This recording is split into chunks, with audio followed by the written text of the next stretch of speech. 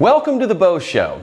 There's a huge spending bill being negotiated this week on Capitol Hill with various versions in the House and Senate.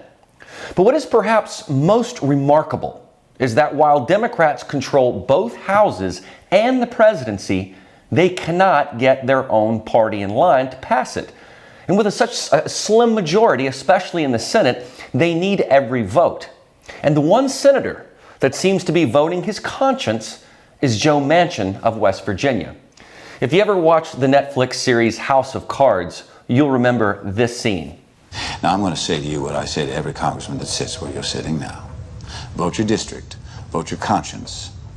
Don't surprise me. And the most important one of those is don't surprise me. Now you're both to meet with my wife tomorrow, and you're to hear her out. She will go through your concerns point by point, and I am certain after that that the two of you will make the right decision. This is the part where you leave. Now, although dramatized, Kevin Spacey says something important. Vote your district and vote your conscience. But don't let it be a surprise. Joe Manchin seems to be doing both. He does not consider himself at all that liberal. In fact, he said this on Thursday. I've never been a liberal in any way, shape, or the form. There's no one has ever thought I was. I've been governor, I've been state secretary of state, I've been state legislature, I've been a U.S. senator, and I have voted pretty consistently all my whole life. I don't fault any of them who believe that they're much more progressive and much more liberal. God bless them. And all they need to do is we have to elect more, I guess, for them to get theirs, elect more liberals. This is interesting because people assume that all Democrats are liberal, and many of them are. The ones that squawk all the time, AOC and the squad, make you think that they run the show, but they don't. They are Democratic socialists. Manchin is more of a blue dog type of Democrat. He's saying that he has been consistent in his voting, and that if you want a $3.5 trillion wish list spending spree, go elect more liberals. He's leaving it to the voters. And most voters would not vote for that type of a bill. If what they promise you in free stuff does not surpass the rising cost of inflation from the spending, you net negative. You're in the red. Manchin has placed his own personal ceiling of $1.5 trillion on this bill, saying that's what we can afford to do without changing our entire society to an entitlement society. Listen to those words carefully. To not change our entire society to an entitlement society. Never have words been more prescient or appropriate right now. And that's coming from a sitting Democrat senator. The one person outside of perhaps Kyrsten Sinema of Arizona who is standing in the way of Dems passing this obscenely bloated entitlement spending bill. Pelosi and Schumer have tried to railroad this thing through, not negotiating it in good faith, especially with Republicans. Well, they don't care. They don't even act like they care. And Joe Manchin is also not surprising anyone either, as Kevin Spacey was warning about. He's been fairly consistent in his voting and has been a thorn in the side of the Biden agenda because he's actually considering the consequences of reckless spending. When you look at local municipal budgets, governments usually only spend what comes in. But the federal government does the opposite. It spends more than comes in because they use the Treasury to print more monopoly money, which in turn causes inflation and devaluation of the dollar. Bear in mind that Biden just went on television and said that his Build Back Better plan will cost $0. You would have to be severely mentally challenged to believe that. This budget plan is different from the smaller bipartisan infrastructure proposal that is making its way through the House and Senate and failing actually right now. But this budget resolution can pass in the Senate through something called reconciliation, which would only require 50 votes, which the Democrats would have if all of them vote yes on it. Bear in mind that the Democrats say that all of the $3.5 trillion will be offset by new taxes, healthcare savings, and economic growth. But it does not provide the how. That's critical because it is forecasting things that it clearly cannot prove. It claims there will be no new taxes on families making less than $400,000 a year. Sounds fair, right? Well, not really. We will get to that in a bit. Let's take a look at this plan and break it down for everyone to understand. The first big chunk of this budget resolution is $1.8 trillion for Biden's American Families Plan. This would aim to establish a universal pre-K program for 3- and 4-year-olds. States would have to foot about 50% of the cost of this. It also aims to enhance childcare by ensuring that no more than 7% of a person's income goes to childcare. It also would make community college for the first 2 years free, with the federal government picking up about 75% of that tab and the states the remaining 25%.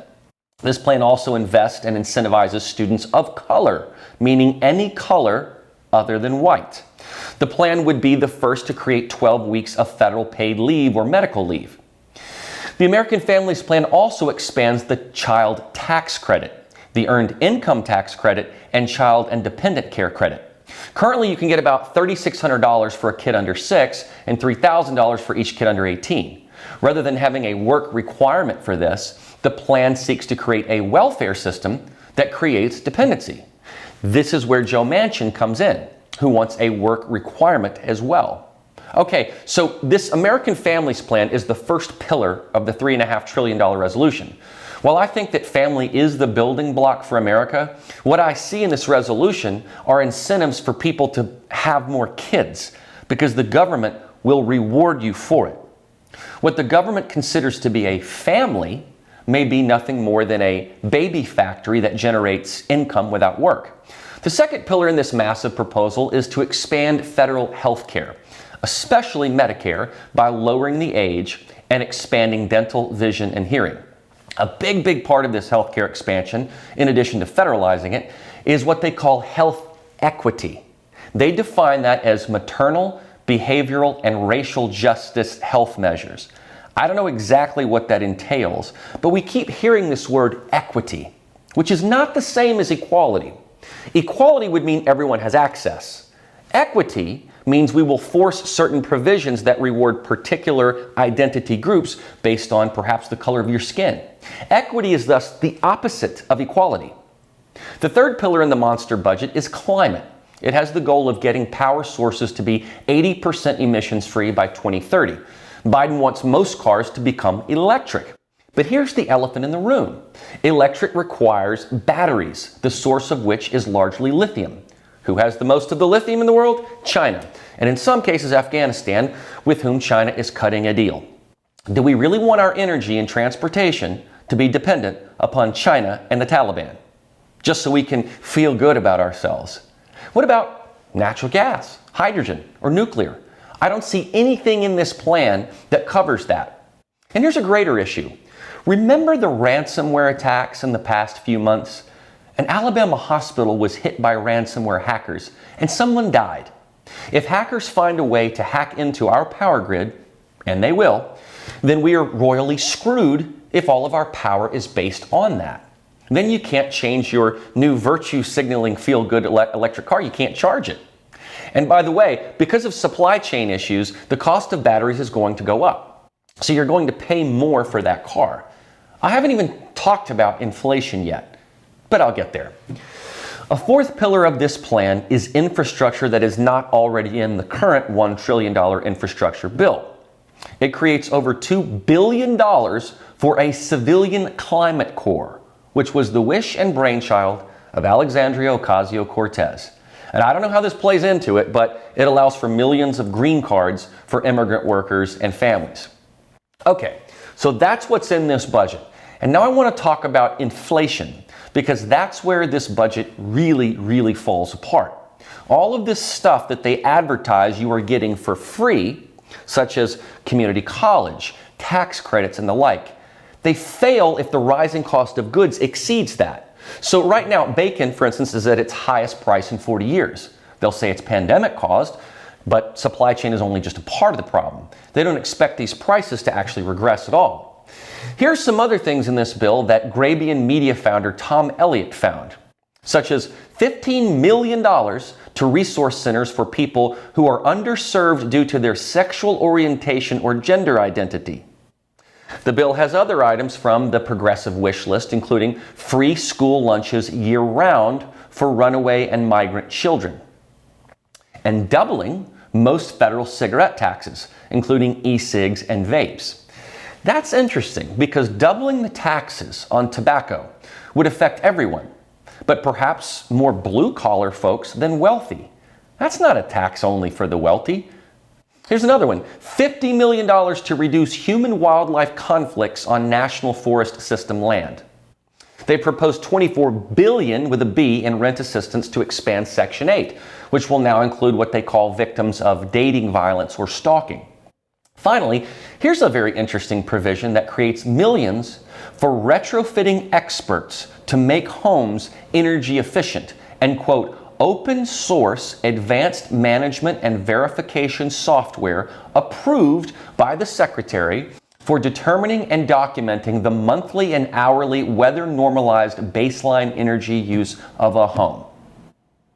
Well, this would seem to indicate a federalized approach to monitoring your personal energy consumption. The word equity is mentioned several more times in this bill. $3 billion for tree equity, which has to do with planting trees in certain underserved communities, and also electric vehicle charging equity with a $1 billion price tag. Climate justice again appears in this bill, which takes from some and gives to others. They earmark $25 million for nonprofits that incorporate anti-discrimination and bias training. But you know what? I'd be unwilling to entertain that until they recognize that conservative beliefs are at the forefront of discrimination and career jeopardy. I would know this because I've experienced it. So has the former president. So you can see how there are some very wild social and entitlement programs built into this Build Back Better plan that don't build anything back better. The end result is to burden this nation's future with more debt, become economic slaves to China, and reinforce this concept of equity or reparations for those whose gender, race, or identity are favored. What's more, some have tried to sneak immigration policy into this proposal. Immigration protesters blocked the Golden Gate Bridge recently to demand that a pathway to citizenship be put in this massive budget. They think that breaking the law by stopping the flow of traffic is the way to get their message heard. So let's bring this back to Joe Manchin, now that we know what's in the bill. Manchin seems to have a hard line at $1.5 trillion in spending. That's a far cry from $3.5 trillion. It's amazing that Biden's team could not be willing to cut $2 trillion in unnecessary spending out of this bill. And the notion that this thing costs zero is delusional. Even if $1.5 trillion version passes, it still doesn't pay for itself. And not one time have the Democrats talked about inflation, which is a huge factor in this. And Manchin isn't the only senator, by the way. Kyrsten Sinema is also balking, which makes you wonder, if Democrats can't appease just 2 members of its majority, how bad exactly is this bill? On the House side, Pelosi has a logjam because the true socialists on their side want to vote on the infrastructure and a $3.5 trillion bill at the same time. They're trying to force their hand, and they're winning. But it seems that in the Senate, there's been at least some sanity. And Manchin believes that if America wants this type of socialism, it won't come through him. You'll have to go vote in more socialist. I don't think West Virginia, which is who Manchin represents, wants more socialism. And truly, what gets lost in all of this is the danger that socialism presents. This gradual federal overreach has been happening over time, so that we have been spoon-fed doses of it daily. Most people cannot mentally fathom what $3.5 trillion even looks like. They're just upset bacon has gone up and that they might get double taxed on their cigarettes and their vapes. But they have pitched this bill as not taxing anyone below $400,000. That's a lie. And nothing in this bill addresses automation. If you tax corporations at unfavorable rates, who gives a rip about minimum wage when your job is going to be killed by a robot? Whoopee! You are now dispensable because the government did not address automation or inflation. Tax hikes get passed on to consumers. They were more concerned with human-wildlife interactions, sexual orientation equity, and free lunches. And we all know there's no such thing as a free lunch. It always has repercussions. The repercussions will be more deficit, more debt, higher prices, and robbing Peter to pay Paul. This is what you would call fiscal irresponsibility or fiscal insanity. So you have socialist lunatics in the House who are torpedoing the bill for not being socialist enough, and then you have moderate senators like Manchin and Sinema who recognize the recklessness of it and are balking. The Republicans don't support either version because they know it costs too much. Senator Rand Paul has been one of the few who talks about deficits. And he made the comment recently that if you reduced spending just 1% per year, you could actually make a big dent in this deficit. But no one is willing to even reduce their bill by 1%. I mean, I'm pretty sure I could reduce my spending by 1%. It's not hard to do. Cities have to do it all the time because they have to spend what comes in. But the president and his Democrat colleagues see everything as free money. I don't think for one second that Biden had anything to do with this budget anyway. He is too busy staging his vaccine booster. But the real nefarious ones are his economists and budget guys who are crafting this legislation. And then they send Pelosi and Psaki out there to tell you it costs zero. That's the movie that's being written and directed right now. But if you do care about rising costs and your small business and reaping what you sow, you should know what's in this bill and care about it. And hey, I have to give some credit to Joe Manchin for standing up for some responsibility. You're not going to hear that from AOC or the squad. And let's be honest, they are not being transparent about what's in this bill. I pointed out just a few of the provisions that they want, which I think we all know are absurd and unnecessary, has nothing to do with Build Back Better, more like building back broke. These are the consequences when one party runs the show. But remember, that's why we have filibusters. But in the case of budgets, you don't need them. A simple majority will do in reconciliation. And they can't even get their remaining 2 sensible senators on board. Earlier this week, Manchin said the following, quote, "Proposing a historic expansion of social programs while ignoring the fact we are not in a recession and that millions of jobs remain open will only feed a dysfunction that could weaken our economic recovery," unquote. Manchin has been a thorn in Biden's side from the get-go of this administration, since he represents such a key element of legislative victory. And that's what they want. They want to say they won. Manchin and Sinema stand in their way. I hope Manchin holds that hard line of $1.5 trillion, because there's no doubt you can shave $2 trillion off this bill. But they haven't done it yet. This is why you have to vote for common sense. If you get your house in order, they should get their house in order. Don't spend more than you bring in. Simple economics. You can't borrow your way out of debt. But that's what we do with China, and they are laughing about it. China controls 80% of global lithium supply, and we're going to be subservient to them. Is that what you want? After what happened in Wuhan?